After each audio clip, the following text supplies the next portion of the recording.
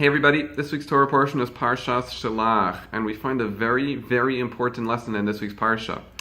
The Torah tells us that the Jewish people sent spies to go spy out the land of Israel. They were headed straight for the land, and they wanted to send spies to see whether or not it was a conquerable land, whether it was a good land, what they were getting into. And the Torah tells us that they went to spy out the land, and they came back with a bad report, and they told everyone the land isn't good, and there's no way they're going to conquer it.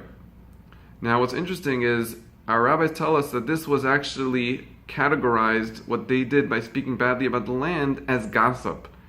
And because of that, they're speaking badly about the land, and that was gossip. This was sort of a double crime, because aside from the crime of speaking badly, there was a secondary crime of you had just heard what happened to Miriam at the end of last week's Parsha, which was that she was punished for 7 days. She had saras, she had an affliction for speaking gossip about Moses.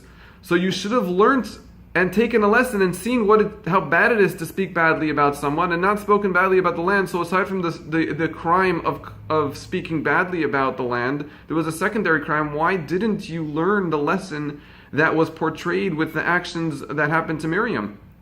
That you should have seen that it's bad to speak about and the punishment for speaking about other people. Now this is a very interesting criticism that the Talmud is giving the spies, because if I was the spies, my retort would have been, well, how am I supposed to learn anything from what happened to Miriam? Miriam was punished because she spoke badly about a human being, Moshe. We spoke badly about a land. Human beings have feelings, lands are inanimate. So maybe it's bad to speak about people, but that doesn't mean that it's bad to speak about inanimate objects like rocks and land and plants. Why is it that the Torah or the Talmud is criticizing them for a lesson that they really had no way of knowing? Just because it's bad to speak about people doesn't mean it's bad to speak about inanimate objects. And our rabbis tell us a very interesting point.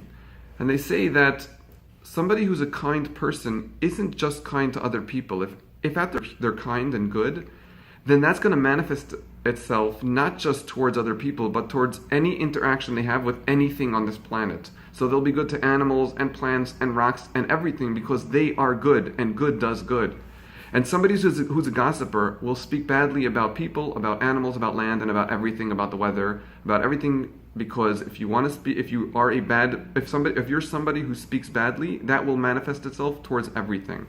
And the criticism of the spies was really this: if you would have learned the lesson from Miriam and refined yourself to the point where you no longer are willing to speak badly about people, that would have manifested itself towards the land as well. Because you would have found it repulsive to speak badly about anybody or about anything. Because innately you would have changed into the kind of person who never speaks badly about anything.